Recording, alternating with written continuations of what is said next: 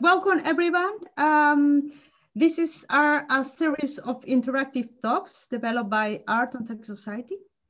In February and in this month, we are covering the topic, our narrow-minded society.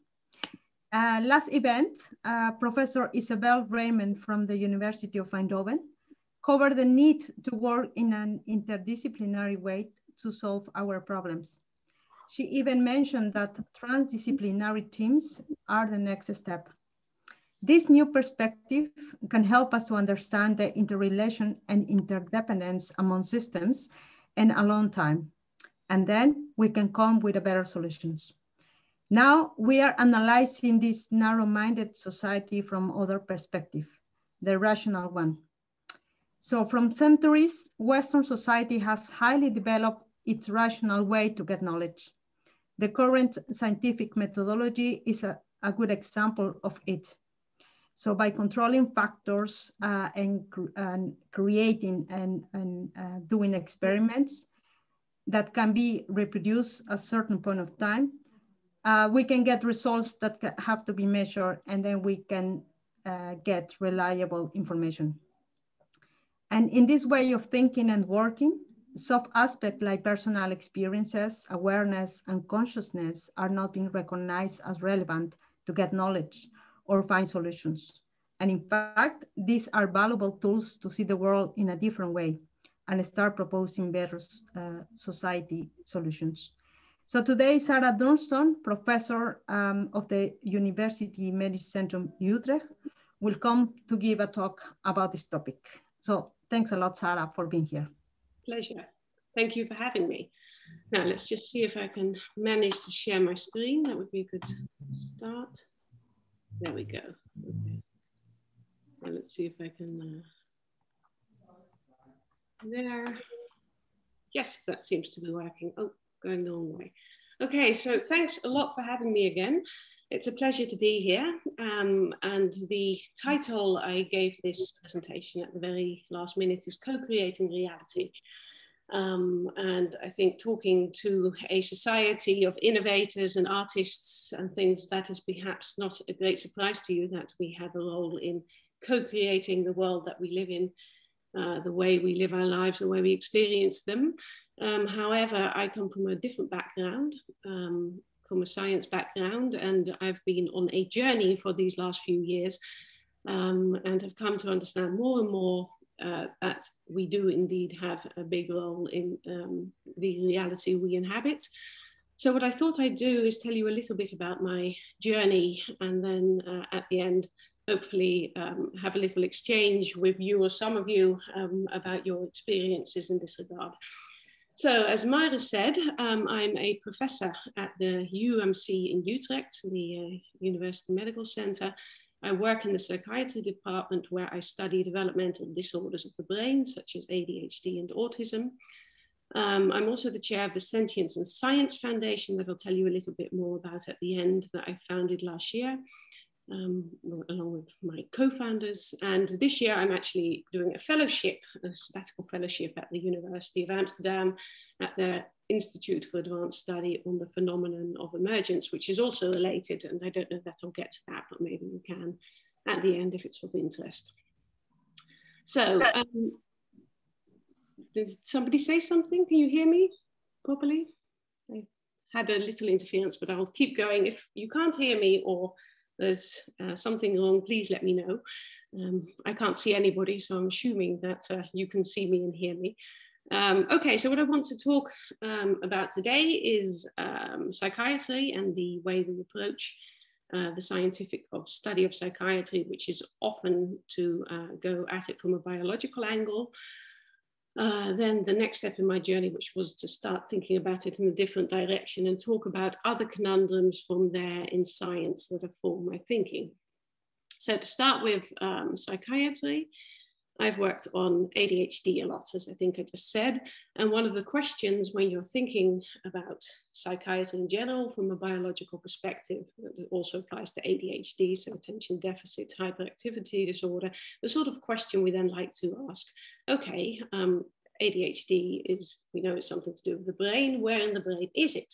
Can we understand what it is that's causing these symptoms that's causing the ADHD.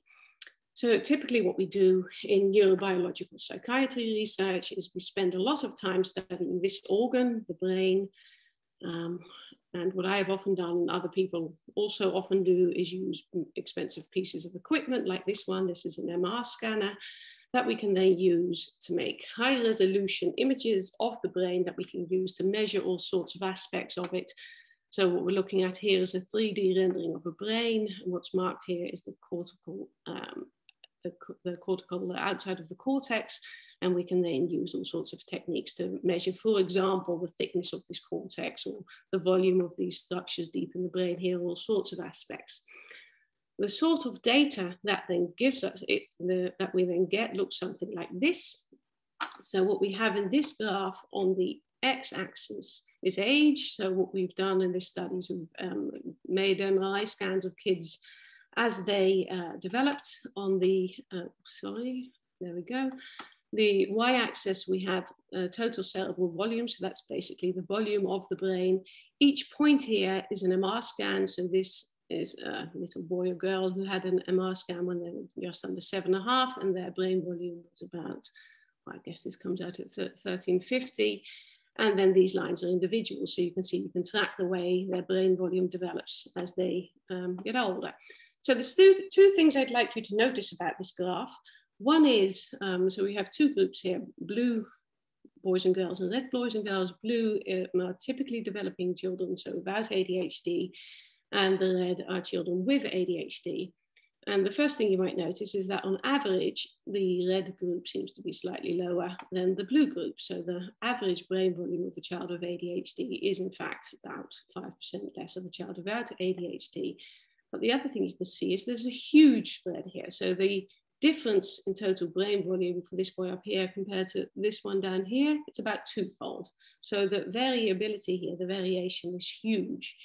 And the final point, of course, is that these clouds of dots overlap completely. So you can't take an MR scan or do a brain scan and look at the brain volume to determine whether somebody has ADHD or not. These data points overlap too much. So huge variability here in the brain data. But of course, when we think about ADHD, we actually know that about the symptoms too. There's huge variability there. And when people think of ADHD, often they think of children who are disruptive in class, can be oppositional and defiant sometimes, and who generally are a bit of a handful.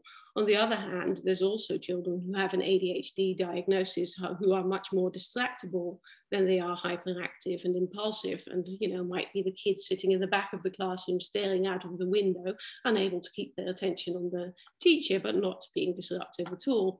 And kids with ADHD in certain circumstances can hyperfocus.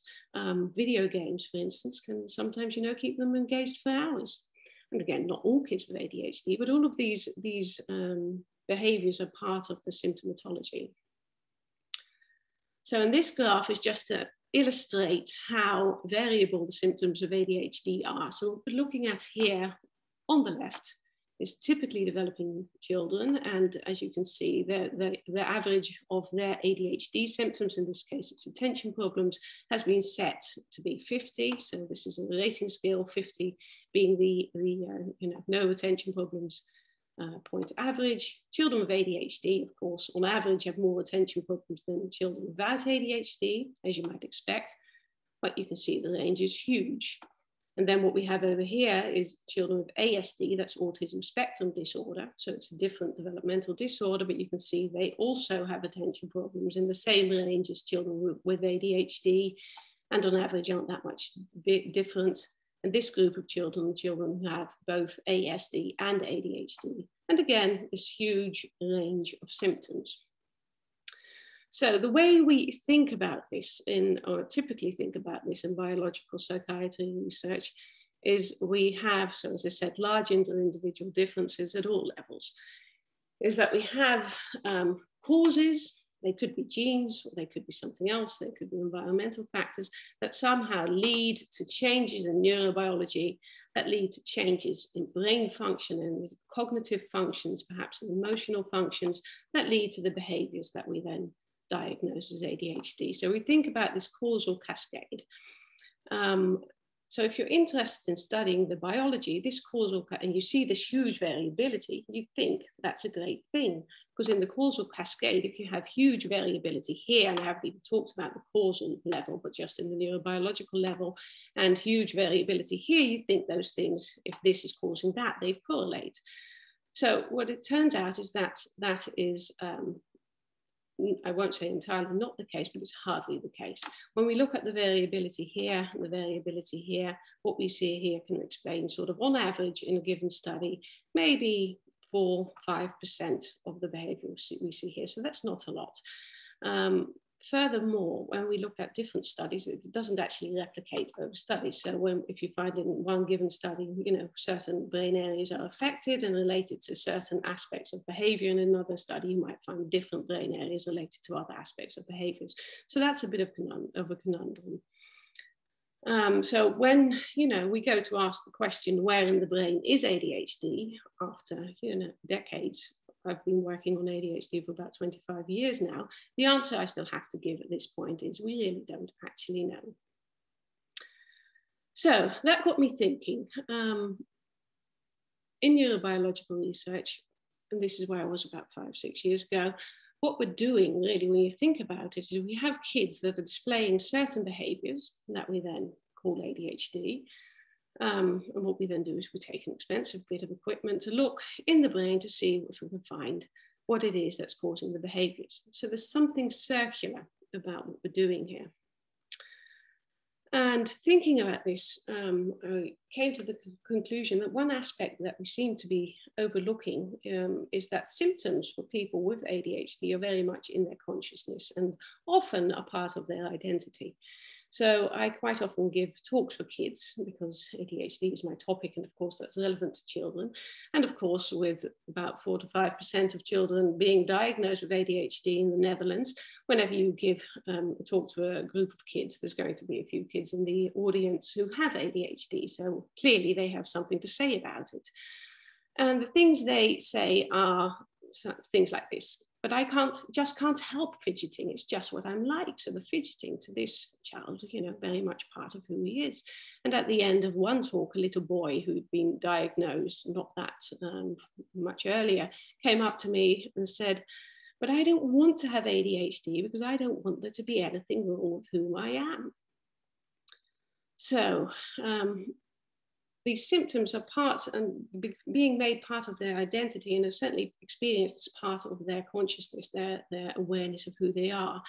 And I've just showed you that the biology does not map onto symptoms very well in thinking about this causal cascade. Furthermore, when you think about what we know about the brain, we know that behavior changes the brain. It's not just that the brain causes behavior. I mean, there's been studies showing that when you learn to juggle, for instance, to keep balls up in the air, something I can't do. If you learn to do that, your motor cortex actually gets thicker as you get better at it. And if you then stop juggling and don't do it for a while, your motor cortex actually gets thinner again. And there's been many studies showing that sort of effect. So we're ignoring in biological psychiatry research how the biology relates to being, not just to the symptoms. And that is because we adhere to a framework, a philosophical framework, if you like, that we're not very explicit about most of the time. And the framework we adhere to is called materialist reductionism. And I'm not sure how many people actually speak Dutch here, on how many of you might have read this book, but this is by Dick Swaap, who's a very well-known neurobiologist in the Netherlands. And the book is called Wij zijn ons brein, We Are Our Brain. And there's many proponents of this view that consciousness and everything that happens in consciousness, including psychiatry, including symptoms, including all our experiences, comes out of brain function somehow. So it's said to be an emergent feature of brain function. Consciousness, everything in it is emergent. But there's no inkling of a mechanism of how this might work. This has been one of the big debates in the philosophy of consciousness. And Swaap in his book says it this way. He says the brain creates the mind the way the kidneys produce urine, which is a rather plastic way of putting it. And if, the way we're thinking about it, therefore, this circular reasoning is akin a little bit to taking the radio apart to see if we can see where the music is coming from.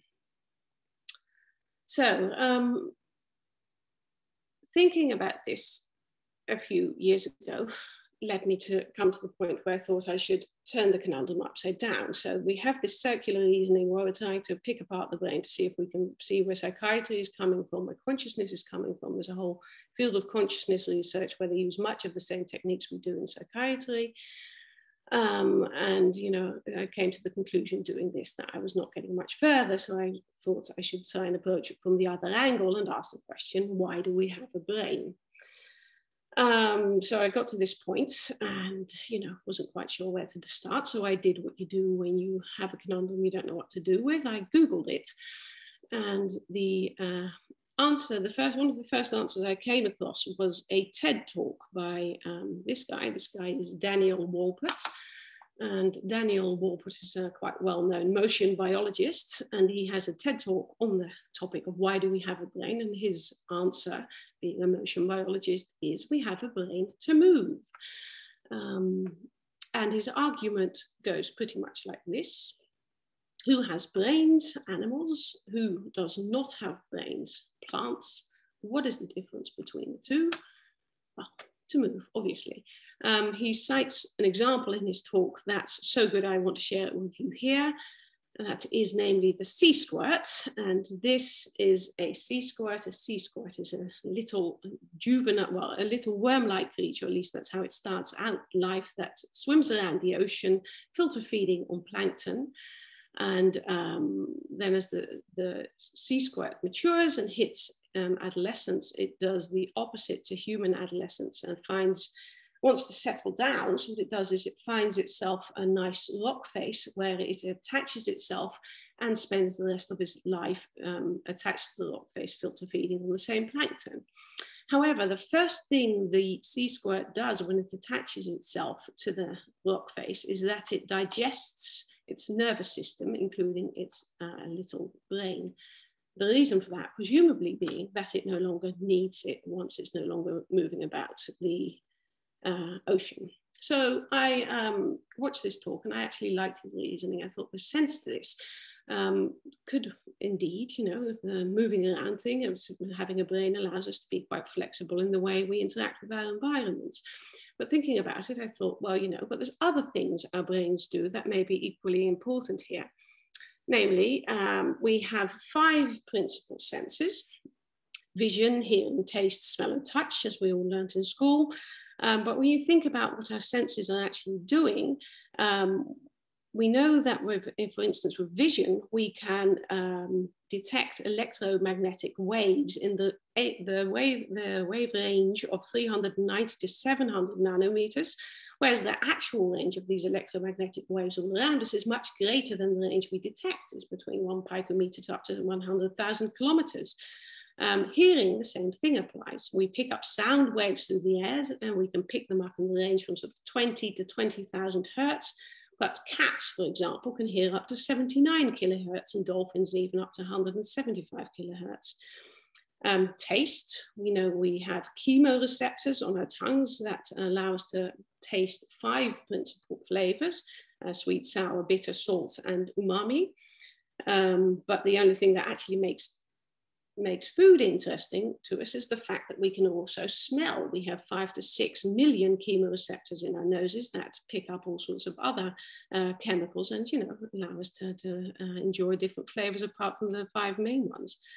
So we have 5 to 6 million chemoreceptors. Rabbits have 100 million and dogs even have as many as 220 million. So there are huge differences here. So we know that our senses are filtering the information that we have access to, and we only have access to a limited range. So we can see the light in the rainbow, but not the infrared and the ultraviolet beyond it. And we know that once this information gets to our brain, there are further mechanisms in place to further limit its spreading throughout the brain. So there's, for instance, this process called lateral inhibition, where information, for instance, coming into the visual cortex cells lying adjacent to each other have a certain visual field that they pick up information from. If one of those cells starts firing, it actually inhibits its neighbors to stop them firing as well. So we're limiting the amount of information that gets through at every stage. So somehow our brain takes this limited information that's getting through and integrates it into a representation of external reality that seems very consistent to us.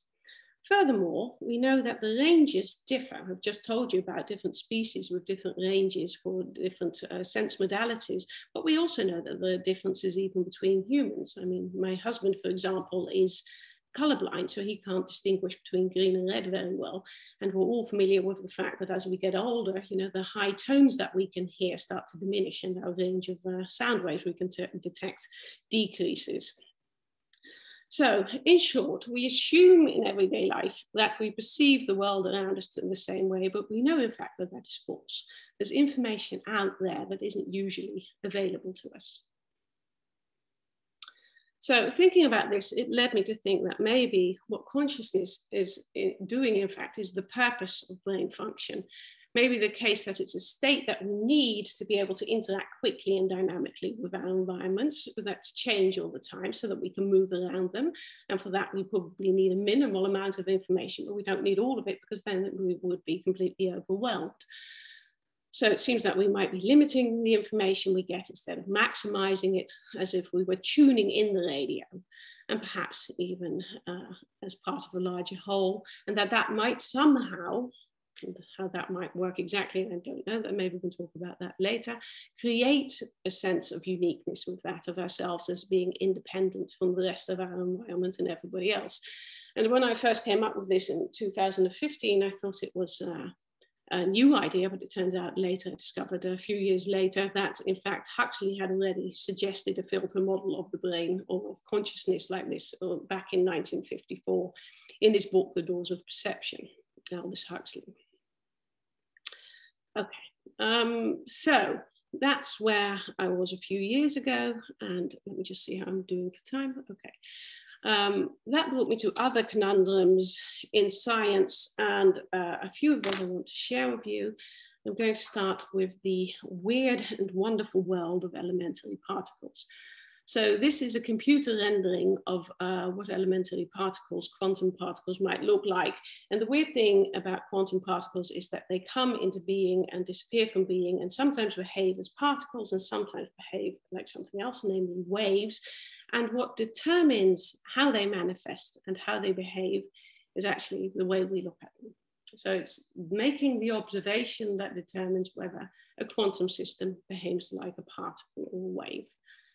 Now that's a big mystery that has been keeping people in quantum physics busy for many years. And often it is sort of dismissed as a topic relevant for questions at our scale, such as consciousness, because it is believed to be relevant only at the level of the infinitesimally small, so the scale of quantum particles, and at near 0K temperature, so clearly not relevant to something like consciousness, which is to do with a human body, a brain at room temperature closer to 37 Celsius, and at the scale that we live our lives at. However, that turns out not to be entirely correct, because there's a new field emerging, the field of quantum biology, and increasingly people are showing that quantum processes do play a role in certain biological processes. For example, photosynthesis in green leaves is one of the processes that's important for that, quantum tunneling. And certain migratory birds actually rely on quantum effects to be able to tell their way. And also, interestingly, it seems that quantum properties are sometimes better explained using quantum math. Now, I have an example here that I was hoping to share with you in order for me to get some interaction with the audience for one thing. but also to wake you all up in case you've all gone to sleep, because I can't tell, because I can't see anybody, because I'm looking at my slides. However, of course, you've just been asked to all turn off your cameras. So what I would like to do is I'm going to stop sharing my, well, I'll give you the riddle in a minute, and then I'm going to stop sharing my screen for a minute. And then I'm going to ask as many of you as are comfortable with being visible in the recording to turn on your cameras so you can give me a reaction. So there's two answers, A and B, and I'm going to ask you to put up your hand for A or your hand for B, whatever you think is the correct answer.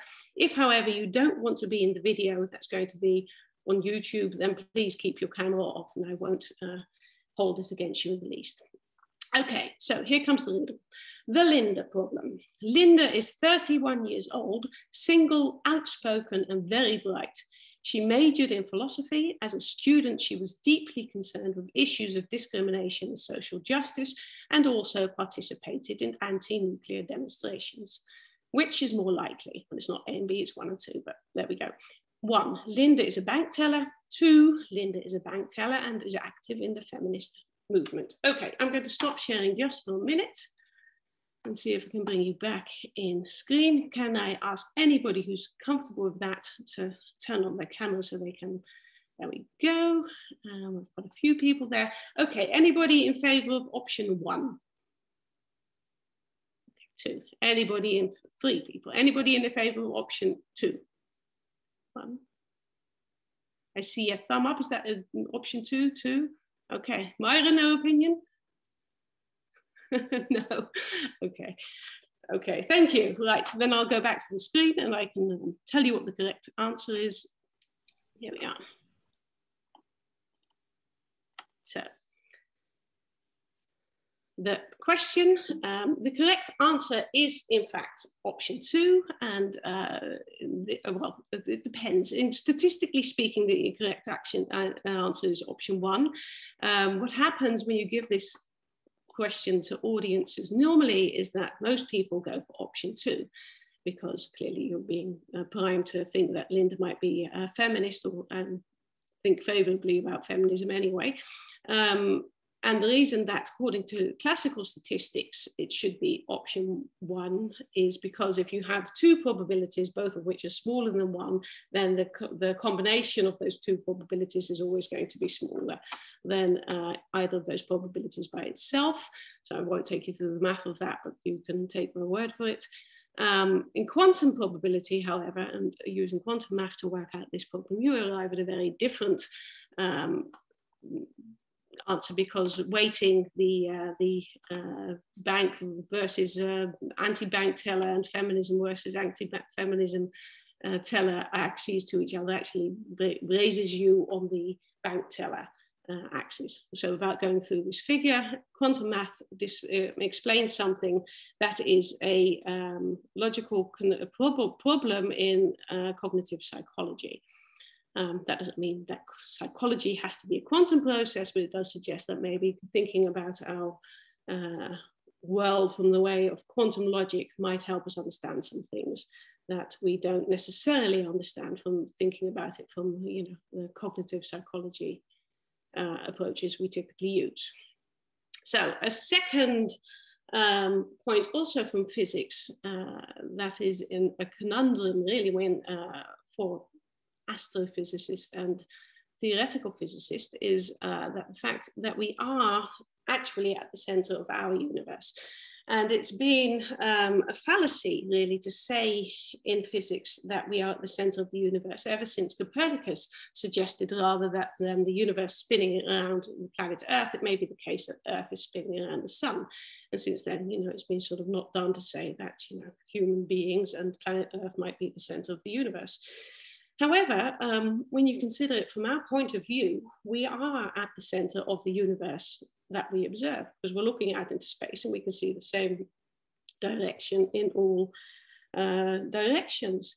Furthermore, actually looking back in time when we do that, because of the speed of light, it takes a while for the light from other objects up in the sky to get to us. So the light from the sun takes 8 minutes to get to Earth. And when we're looking to the edge of the observable universe, as far as we can see, we're actually looking 13.8 billion years back in time. So that's a huge amount of time. John Wheeler talked about this, and he is a theoretical physicist who was at Princeton, and he called this the participatory universe. And he put it like this: he said, human consciousness and human eyes have actually emerged from the beginning of the universe, 13.8 billion years ago, to look back and ask, how did we get here and why? So he's saying, we can't actually see our existence and our consciousness in this great big scheme of things as separate from this great big scheme of things that we're trying to look at. And then I'm going to end with one more theoretical physicist, and this is David Bohm. And he went actually a step further. This suggested that all of observable reality, everything we can see around us and measure and detect, whether it be quantum particles or the universe at large, is part of an explicate order. So the universe that we can detect, and that is actually an expression of an underlying implicate, what he called the implicate order, where particles and even objects and subjects are actually non-local and all tied together. And he was proposing this to deal with some of the weird characteristics of quantum mechanics that I just gave you a little flavor of. And he suggested that consciousness may in fact be much closer to the order, the implicate underlying order than matter, which the implicate order was the true structure of reality. But ultimately, that matter and psychology or consciousness were interwoven, as he said, just as in a computer game where the player and the screen are united in participating in the game together. So, to come to a conclusion, or sort of an interim conclusion in my journey, I think in psychiatry, what we've done is much like the rest of science, we've tried to take third-person perspectives to objectify to what is in essence a first-person problem, part of people's consciousness. Other areas of science, even areas where you wouldn't necessarily have expected that, or I wouldn't as a psychologist, tell us that we have a role in creating our reality, quite a significant role, even a physical one, as is demonstrated by quantum mechanics. And what we probably need to be doing is trying to marry the first and third person perspectives in order to understand consciousness and its relation to the physical world and how these things fit together, whether or not in an implicate underlying order. This is an idea that I came across recently in this book. I don't know if you can see, that's quite small on my screen. The Dalai Lama wrote a book called The Universe and the Single Atom. And in that, he argues very much that, science taking more of a third person perspective, and Buddhism, which is also an empirical study in his explanation of it, but takes a first person perspective, and these two can actually complement each other. So, the Sentience and Science Foundation, I mentioned at the beginning, I founded this foundation along with some other people last year.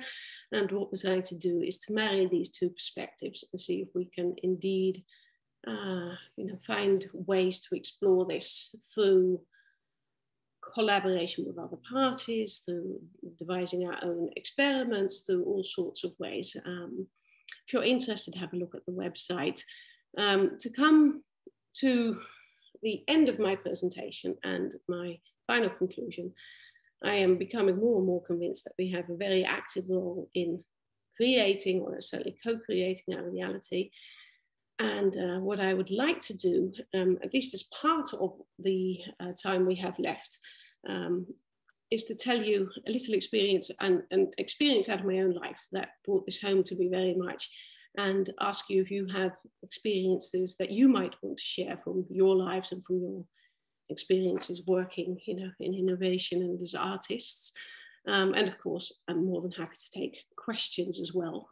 So we can do both as far as I'm concerned. So to start off the sharing of experiences thing, perhaps, one thing that very much brought home to me, to what extent our perception and our awareness and the way we're actively forming our perceptions the whole time influences what we perceive. As an example, I was here home one day in the kitchen, and suddenly there was a loud roaring noise that came from the living room. It was so loud that it really alarmed me. So I went running from the kitchen into the living room to see what was causing it. And as I ran into the living room, I saw through the living room window a huge jumbo jet plane coming on a crash collision course into the house, down towards the living room window, which of course scared the hell out of me. And because I think it gave me such a shock, I had a very clear image of this jumbo jet coming at the living room. And in the next fraction of a second, it dissolved, and turned out I was looking at a hot air balloon, not a jumbo jet that was coming in still on a collision course with the house. But of course, it was moving much more slowly than a jumbo jet would have been, thankfully. And the hot air balloon the noise was because the guy was trying to pump more hot air into the balloon, and he managed to get it to ascend, and we actually avoided hitting the house, thankfully. But the interesting thing to me about this experience was that with limited sensory input, because I was running into the living room and I got this first impression of something large coming at the house, my impression was not of a large thing coming at the house, it was of a jumbo jet coming at the house. So in my life to date, large things flying through the air have more often, I guess, been jumbo jets than hot air balloons. So it seems that my earlier experience was driving my perception of that moment, and making me perceive a jumbo jet. And it jumped instantly from this jumbo jet to the perception of a hot air balloon. So that was an experience for my life that made for me very vivid to what point my brain or my mind, or whatever way you want to think about it, was influencing my perception. So I'm going to stop there. Thank you all for your attention, and stop sharing my screen, so hopefully we can have some interaction. Well, thank you, Sarah, for your talk. You're welcome. And for the people, and for sharing your experience. And for the people that would like to join, maybe have questions, or also would like to share an experience, I would like to invite you to switch your camera on if you want to. You can also ask questions via the chat, and then I will read them. But you're also more than welcome to unmute yourself, turn on your camera, and to share something with us. Maybe I can start. Can you hear me? Yes. I'm Aldo from Tilburg. Thank you, Sarah. Very interesting talk. And I really like that you're critical of the swap dogma of very reductionist, we are our brain kind of paradigms. And I also like that you want to go to the subjective, the first person view on these kinds of things. But what I wonder is, especially since you talk about co-creating reality, how about the intersubjective reality, basically the second person perspective? So together we create a world. For example, if you're in a big crowd, you can sense that crowd kind of atmosphere, the sense of a crowd that's more than the sum of its parts. Absolutely. Can you say something about that, please? Yeah, no, I skipped over that completely, but I think that's a very important point. And I think one of the things we tend to overlook, both in the scientific study of consciousness as perhaps in the more first-person exploration of consciousness, is the fact that it isn't this fixed entity that is a first-person perspective. And the example you just gave is one I like to use too, of, the experience of being in a crowd at a pop concert or something where everybody is joining in the same experience at the same time. And that is in part why I chose the term co-creating reality, because I think a lot of our reality does come from shared experience, but also building up shared values and shared norms. And psychiatry is a field where this is also very relevant. A lot of what we consider to be abnormal is also because of the sort of society we've built and the sort of behaviors we consider acceptable, but also sort of behaviors we want, and anything that falls outside the norm, then we have to somehow deal with, and psychiatry is one way of dealing with that. So I think that's a very important point indeed. Thank you. Yeah. Hey, I have a question. Do you hear me? Yes, we hear you. Okay, that's awesome. I would like to know what is the role of meditation in the studies related to consciousness? Yes, good, very good question. It is, I think it is a potentially very useful tool. It is in fact a tool that is used in some, has been used in some scientific studies of consciousness too. There have been, for example, studies of Buddhist monks using MR scanners to see what goes on in their brain when they're meditating. I think it is potentially very useful, because one of the things I think that's going to give us a handle on consciousness and what it actually is these different conscious states. And meditation is a technique where you can alter your conscious state in a very directed manner. I mean, you know, we have different conscious states when we fall asleep and when we dream, but that's usually not under voluntary control to the same degree. Yeah. However, meditation is something that we can actively turn on and off. So it's I think that makes it potentially a very useful tool. But if you have any ideas about that, I'd be very interested in hearing them too. I would like to jump in on that, if I may. Yes, please. Yeah, because I really enjoyed your talk. Thanks for that. And I agree that in a sense, we are all one. And there is the differences in the frequencies and in the resonance. Maybe that's a bit difficult to understand, but I think what you're saying makes a lot of sense.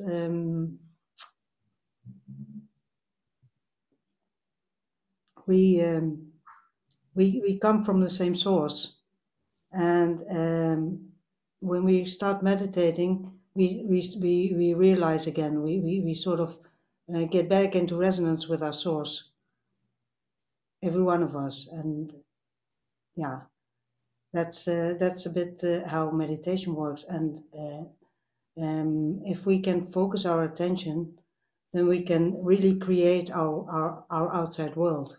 Yeah. Because we attract the things that resonate with our ideas and with our intentions. That's I think the way it works. Yeah. I also have some ideas on how that would work on a cellular level, and within the body and within the human body, but also in plants and things like that, all based on frequencies and resonance. Okay, that sounds. I mean, I must say, I meditate. I love to meditate, and I very much relate to, you know, it connects you more to the source, and it gives you the possibility to withdraw from the interaction with the, you know, the continuous interaction with the physical, if you like. It's not just physical, obviously, but the daily reality. Which is part of where it gives you a handle. And you mentioned frequencies and resonance, and frequencies of what?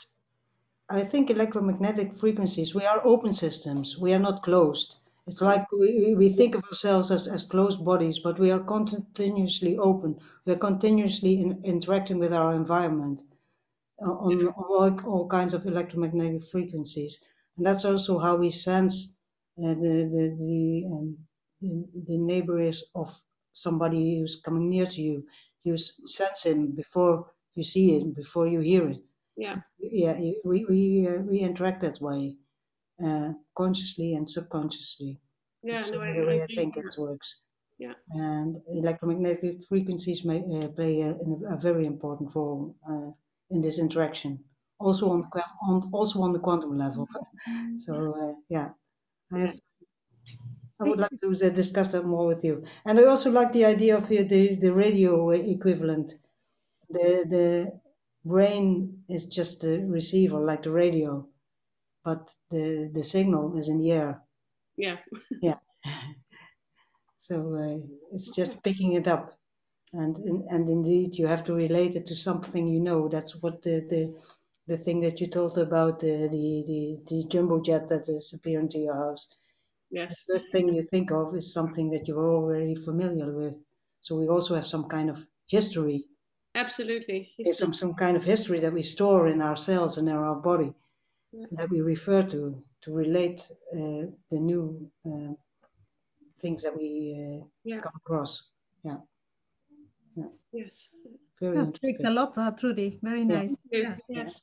And by the way, Sarah, is meditation being recognized by science as a new tool to develop new knowledge and so on? Yes, it's being used in studies of consciousness, but more as sort of a way to see what does the brain actually do when it's meditating. But also one thing that is increasingly being recognized is that mindfulness can be beneficial to health, and it doesn't really focus on meditation in its broader spectrum, and the focus tends to be on mindfulness because that's perceived as less flaky and weird and spiritual than other forms of meditation. But for instance, there's been quite a few studies now showing that mindfulness can be beneficial in psychiatry, but also for certain somatic disorders. So yes, it is actually beginning to gain ground. Okay, and Bob, if nobody has more questions, I have one for you, and it is very personal, and it's about that nowadays in news they say that in our stomach we have a second brain that maybe comes intuition is related with our intuition or other sort of consciousness. What do you think of this concept?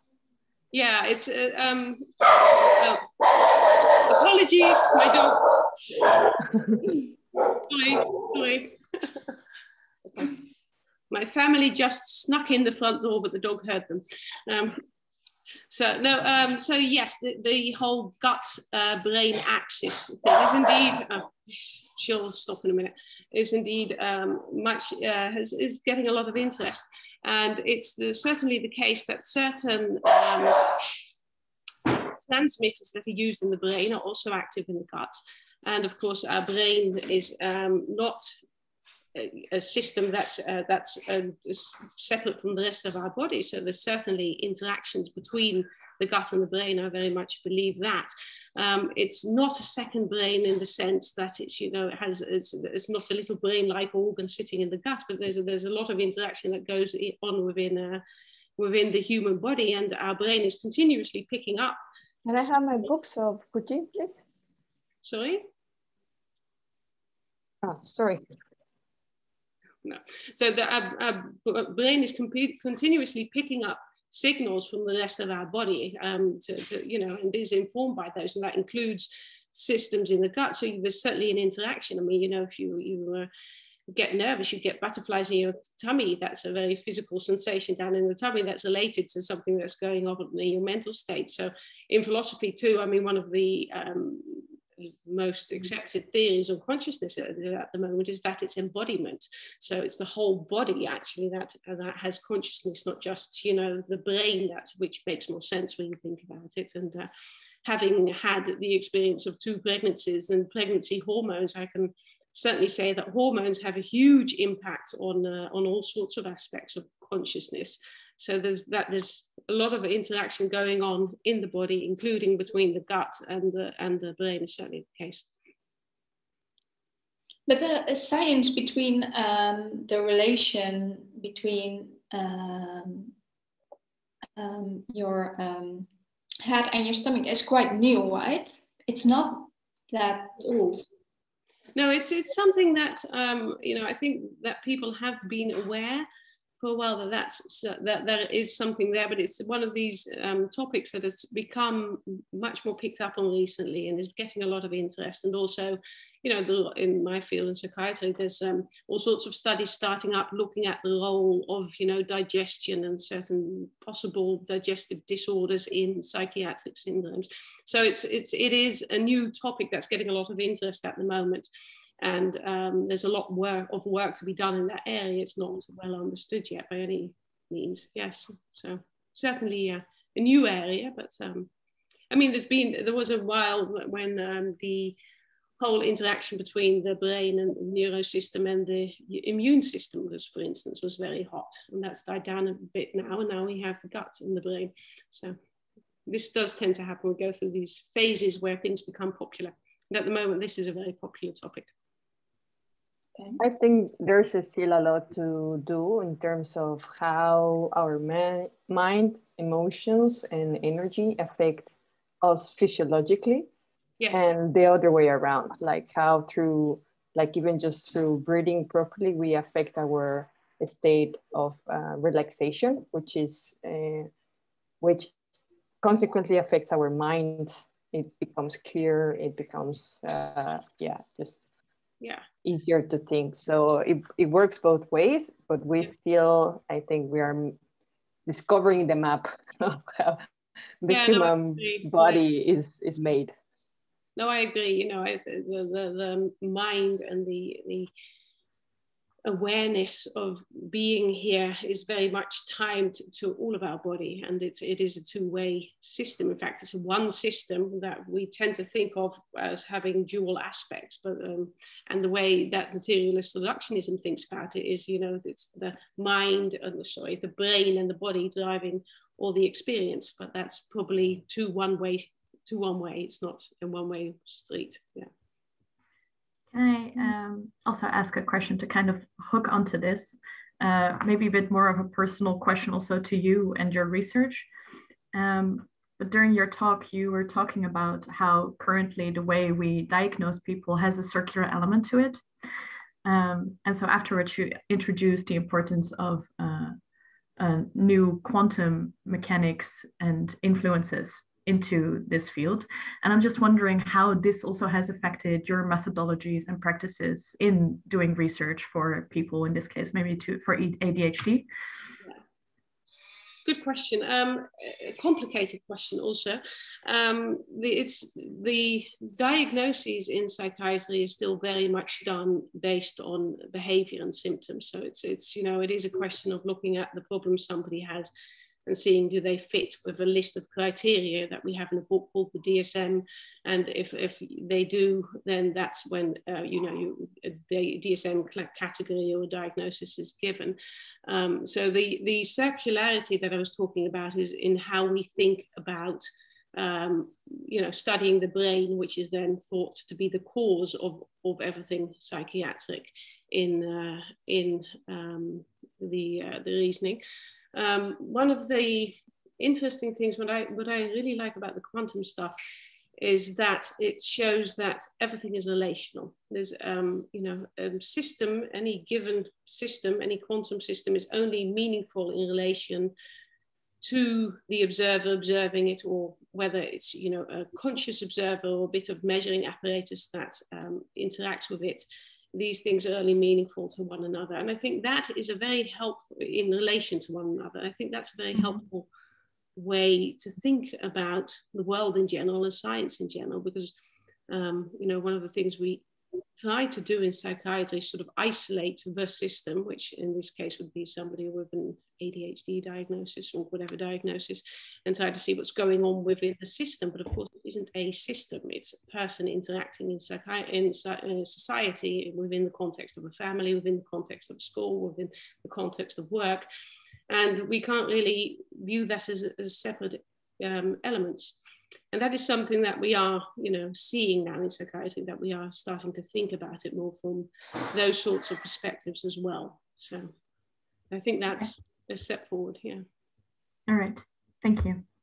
Thank you. I think, Corinne, do you have one question? Yes, I have one more question. The start of your conclusion was about co-creating. I don't remember if it's co-creating a new world or, but I was wondering, so what I understand is that you say that we have to consider the third person, so we are a whole, what does it mean for you in terms of our responsibility to the world, and what is the end game, and how could your research and science influence the way that we impact the world? Yeah, thank you for that question. The conclusion, the words I used were co-creating reality. And, you know, that's one of the reasons I actually started talking about this stuff, is because of that. I think if we're aware that we have an important role, you know, not just us as individuals, but also as a society and as groups of people in building the sort of reality we live in, but that becomes even more obvious at the level of society and at the level of the way we structure our societies and what we invest in and what we find important. Then, you know, that with that comes huge responsibility. Yeah. So that means that we can't just sit back and let a climate crisis happen the way it's happening. You know, we have a huge responsibility here, and no one individual alone is presumably going to be able to do anything about that, but lots of people who feel the responsibility for the reality they inhabit, if enough people conceive of it that way, then it changes your attitude. And I think, you know, we tend also from having this materialist reductionism, this is a way of thinking about the world that's been around for 350 years. It's ingrained, especially in Western society. We're so used to this. This is the way we think about it. And from this sort of bottom up, you know, everything comes out of matter, and, you know, there's very little we can do about it. Yes, we can if we intervene and do all sorts of complicated things. But if we're aware that the way we think about things, the way we perceive things, actually affects the reality we live in, then we have huge potential, and with that also responsibility. Yes, and that's what we are going to tackle in your new foundation? Well, again, not just the foundation by itself. You know, it takes a village to raise a child. It takes a humanity to create the planet we want to live on for all of life, not just the humans. So. But yes, I mean, this is one of the reasons I started the foundation. I think we need more awareness of this. We're creating reality, then we can do something about it. Yeah. May I ask another question? Do you know Lynn McTaggart? It's a familiar name. She has the intention experiment. She sets this up, and what they do is they sit together in groups of 8, and through meditation and focusing, they try to change. They try to change the world, like the health of somebody who's very ill or whatever, and just by doing meditations together. Yeah, so this is the potential that we all have as humans. Yes, I agree. We have a very big potential there. Yeah. Thank you. I didn't know about that particular one. I have heard about other studies like that, but yes. Yeah, but she's doing it now every week or so, forming new groups and still exercising it and trying it on, moving it forward. Yeah. Thank you. Just to finalize, thanks a lot, Sarah. I think at the end of your presentation, you say, if someone wants to share one experience, personal experience, that when you, being when an event happened in your life has changed your view of the world. I wonder if one of you wants to share that, and with that we close this event.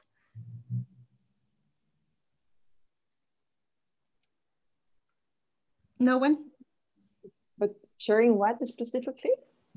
One experience in your life that when you, at the first instance, then you make conclusions of the event because of your experience, because of your past, but suddenly you realize that reality is different, because then you have open eyes, like the experience that Sarah has mentioned, that at the beginning she thought was a different object that became a balloon that was around her house.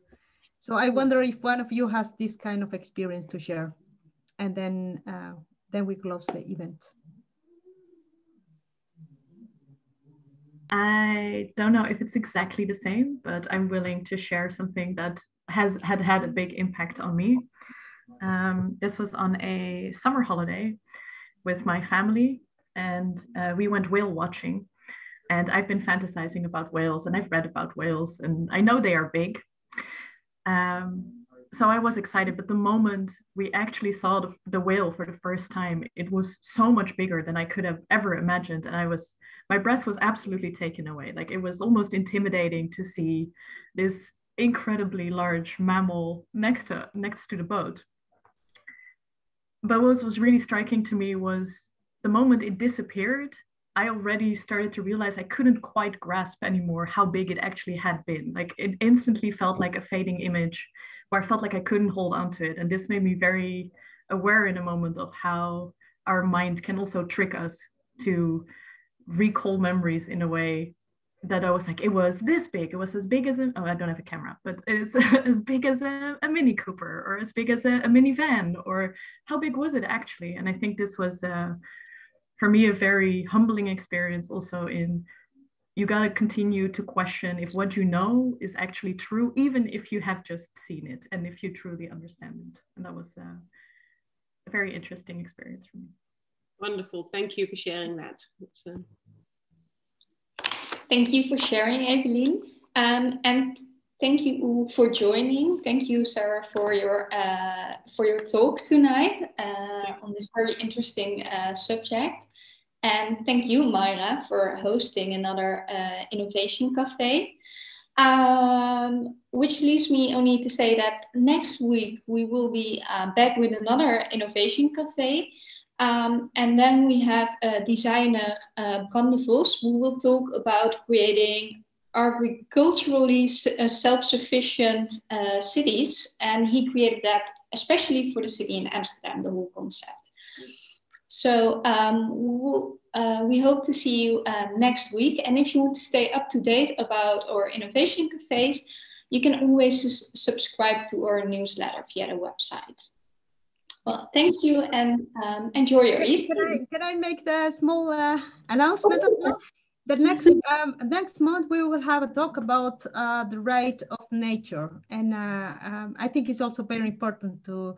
Is by the way, a researcher in the Netherlands, and we will learn a lot from him.